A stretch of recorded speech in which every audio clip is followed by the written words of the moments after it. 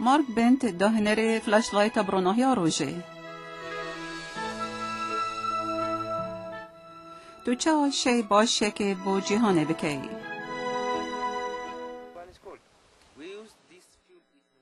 گلک افریقی مارک بنت وکو قهرمان زانن لی او دبیجت یف شانسه که در فتحه هاریکاریا خلیکی بکت ابریکا و فلاش لایته.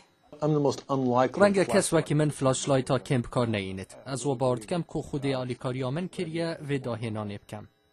بنت فلاش لایت کا ساده چه کریه که چه بروناه یا روشه کار بکت که گلک ساعت بشوی بو گلک شولا وکو خواندنه اب کار بینن. زورینا زاروکن لولاتم که برف پیش ده چندجین نچارم بروش کار بکن و نکارم بخوینن.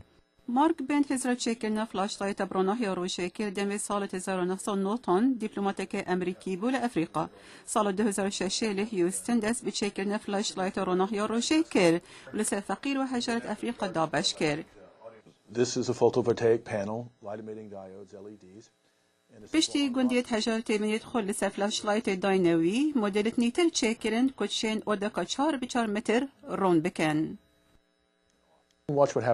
برای خوب ده که اف فلاش لایت چه دسته من روند کرد او روناهی همه دسته من ودی گرید نبز بشک بتنه بلکو زور روناهی جد شد.